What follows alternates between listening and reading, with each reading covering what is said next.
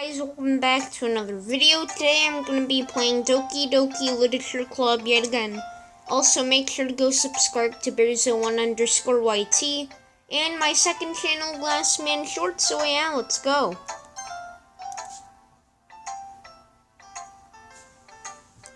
Well, it's not terrible, but it's pretty disappointing after your last one. Then again, if this one was good than your last one, I'd be completely pissed. Well, I guess I wanted to try something a little different this time. Fair enough. You're still new to this anyway, so I wouldn't expect you to find your style right away. Come to think of it, it kinda reminds me of Sayori's poem from yesterday. You think so? Yeah, well, I guess if you've been friends with her for so long, you might be the same wavelength? Sorry, I can't really... Long words. But you never really struck me as her type. Sarah was a type all of a sudden. Well, I don't know. Honestly, how can someone so... fluffy spend so much time with someone like you? It's like she's dragging around a dead weight. That's a little unnecessary. But think of it this way. If it weren't different... Please. If it weren't for me, she would probably just fly away like letting go of a balloon. You could say that we each take care of each other in our own way. Sorry, I can't speak. Whatever it is, I don't get it. Oh yeah, and I guess I'm supposed to show you my poem. Here. Amy likes spiders. You know, I heard about Amy. Amy likes spiders. Icky, wriggly, hairy, ugly spiders. That's why I'm not friends with her. Amy has a cute singing voice.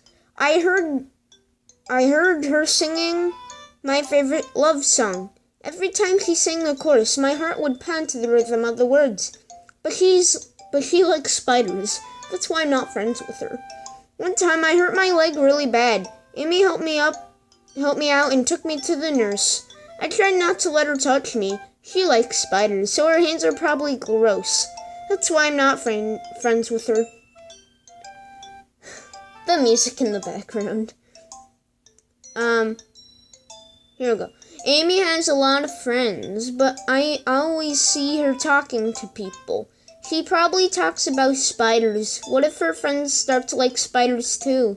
That's why I'm not friends with her. It doesn't matter if she has other hobbies. It doesn't matter if she keeps it private. It doesn't matter if she doesn't hurt anyone. It's gross. She's gross. The world is better off without spider lovers, and I'm gonna tell everyone. I don't have anything against spiders, really. Except I had this one traumatizing incident where, like, one bit me. And I was, like, playing hide and seek or something. This big daddy long legs crawled up me. Oh, that sent chills down my spine. That's my worst nightmare for that ever to happen again. Hopefully I don't have nightmares about that tonight. Thanks a lot. Not bad, right? It's quite a bit longer than yesterday's. Yeah, why are all the poems so long now? Yesterday's was way too short. I was just warming up. I hope you didn't think it was the best I could do. No, of course not.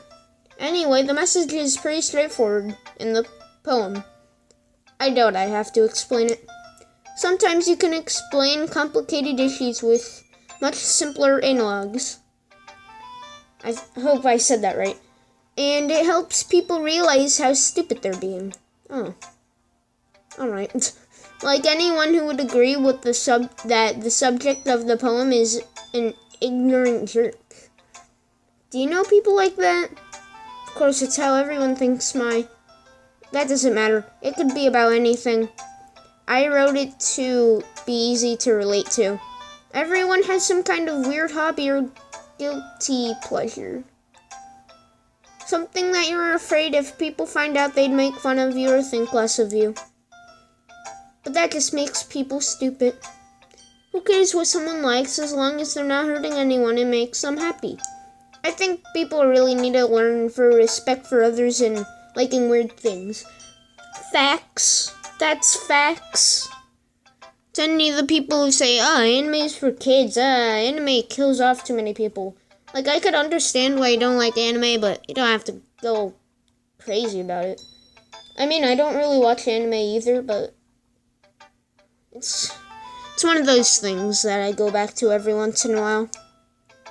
Well, you're definitely right. See, there should be more people like this.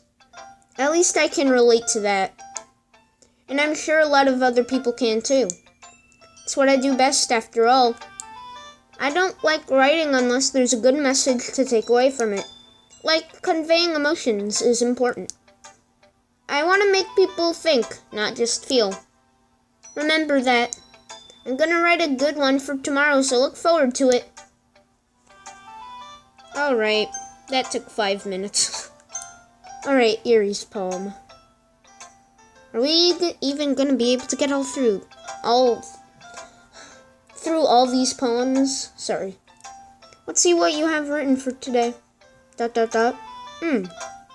Well done, Glassman. Your skills are already improving. Really? Thanks, Siri. Coming from me, that means a lot. Eh? It's nothing. I'm just happy to help inspire fellow writers. I know you're new to this, so don't worry as much if it seems like you can't get your poem to feel perfect. You don't need to be afraid to be a little more daring. Metaphors can go a long way. Don't feel like you need to work your brain like turning a bunch of gears. Try letting your mind wander through your feelings. And write down the things that you can see and hear. That's one way to truly enable your reader to see into your mind. It's a very intimate exercise. I see. That's certainly an interesting technique. Thanks for sharing. I have, well, an example of that if you'd like to read it. Of course. Is this the poem you wrote for today? Yuri nods and timidly hands her over her poem. Oh, come on. Another long poem? If you think I'm gonna read this, that's not happening. Here, I'll read like the first thing. The raccoon. It happened in the dead of night while I was slicing bread for a Ddlc snack? Alright, whatever. Weird word. My attention was caught by the scuttling of a raccoon outside my window. That was, I believe, the first time I watched my strange tendencies as an wandering human. I gave the raccoon a piece of bread. My subconscious, well aware of the consequences, well aware of a raccoon is fed, will always come back for more. I always come back. FNAF reference. The exciting beauty of the cutting knife was the symptom.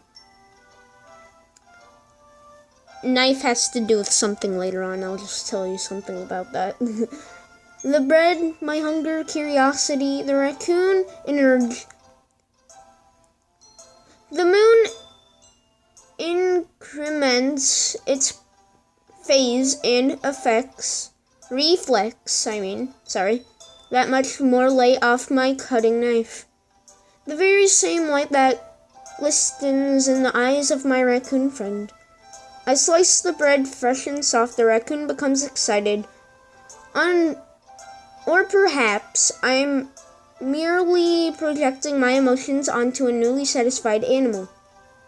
The raccoon was taken to following me. You could say that we've gotten quite used to each other. The raccoon becomes hungry and more frequently, so my bread is always handy.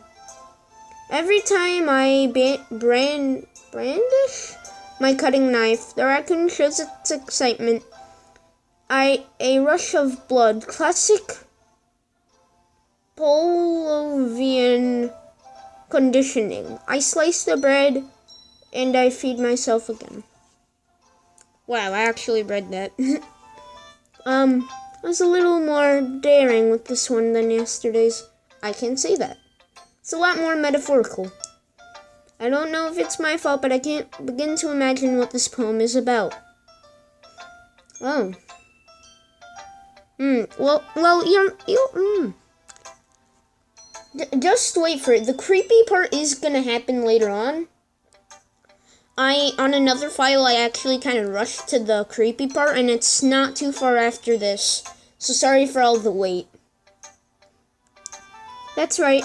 It's a bit closer to my preferred writing style. I use the poem as a canvas to express my vivid imaginary and conveying emotions through them. Yeah, if I take it at the face value, then I can't even figure out what it's supposed to mean. Well, I think it's something different people can relate to in their own way. I wanted to express the way it feels for me and indulge in more unusual hobbies. It's one of those sorts of things I'm usually forced to keep to myself. Oh. That play, the knife, has a very important play later on. To anyone who hasn't caught on to that yet, you're in for quite the ride. So I sometimes enjoy writing about them. That's funny. ... question mark? Did Natsuki also write something about that? About being ridiculed for a strange interest? She did? She did? Yeah. She was talking about how it doesn't matter what you're into as long as you're not hurting anybody. She's right. Does she really feel that way? Yeah. Sounds like you two have that in common. That's, well, interesting. To me, she seemed like the kind of person who would make fun of my hobbies. But I suppose that's my fault for judging, isn't it? Please don't tell her I said that. Don't worry, I don't have any reason to. Okay. Well, thank you for sharing it with me. After all, if I haven't learned to embrace my own weirdness, I could probably hate myself. I mean, I might be ranting a little bit now, but I'm glad you're a good listener. Alright. We should have enough time for Monica's, maybe? Hi again, Glassman. How's the writing going? Alright, I guess. I'll take that. As long as it's not going bad, I'm happy that you're applying yourself. Maybe soon you'll come up with a masterpiece. I wouldn't count on that. You never know. Want to share what you wrote for today? Sure, here you go. I gave my poem to Monica. ... Alright. I like this one. Makes me think of something Sayori would like. Is that so? You and Sayori are really good friends, right? I wouldn't be surprised if you had all sorts of things in common. Well, we may be good friends, but Sayori and I are really different. Well, that may be the case. But then there are also similarities that you wouldn't expect. The way she talks about you. Sounds like you two really care about each other's well-being. Even if you showed it in different ways, it ends up being more similar than you'd think. So I think that's the kind of vibe I get when I'm reading your poem. Are you sure you're not reading into it too much? I could be. Oh gosh, I sound like Yuri. But in any case, Sayori's writing had a kind of gentle feel to it. I can tell that she likes exploring with emotions like happiness and sadness. Who knew that someone so happy would enjoy sad things too? Yeah, that's totally unexpected. Well, to each their own. And you shouldn't be afraid to experiment a little bit either. But anyway, want to read my poem now? I like the way this one turned out, so I hope you do too. Alright, let's take a look. Oh. First words are save me. Save me. The colors, they won't stop. Bright, beautiful colors. Flashing, expanding, piercing, red, green, blue. An endless panoply of meaningless noise. The noise that won't stop. Violent, graduating, wear forms, squeaking, screeching, piercing, sine, coincide. Sorry if I said that one wrong. Osine or cosine? I'm not sure. Tangent, like playing a chalkboard on a turntable. Like we're playing a Uno on a pizza crust, an endless poem of meaningless. Load me.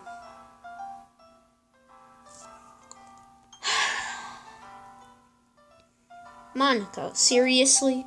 She put load me there as to mean for, like, the save files, like, loading it.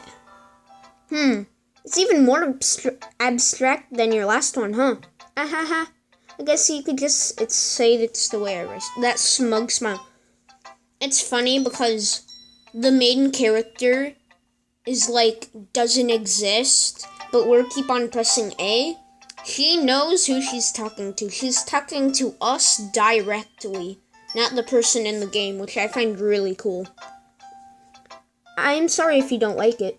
No, I never said that. It's just kind of a thing that I never really seen before, I guess. I kind of like playing with my space on the paper. Choosing where and how to space your words can totally change the mood of the poem. It's almost like magic. The way I wrote the lines really sure make it feel like we're trying to speak over the noise. I see. Still hard for me to tell what it's about, though. Sometimes asking what a poem isn't about isn't the right question. A poem could be abstract as a physical expression or of a feeling. A conversation with the reader. That is so cool. How she says a conversation with the reader as, like, we're the one who's actually reading it. So putting it in that way, not every poem is about something. Anyway, here's Monica's writing tip of the day. Sometimes you'll find yourself facing a difficult decision. But when that happens, don't forget to save your game. She literally just said, don't forget to save your game. Wait, what happens if I save my game? Does something special happen? Does something special happen if I actually go back to it? That would be funny if something cool happened.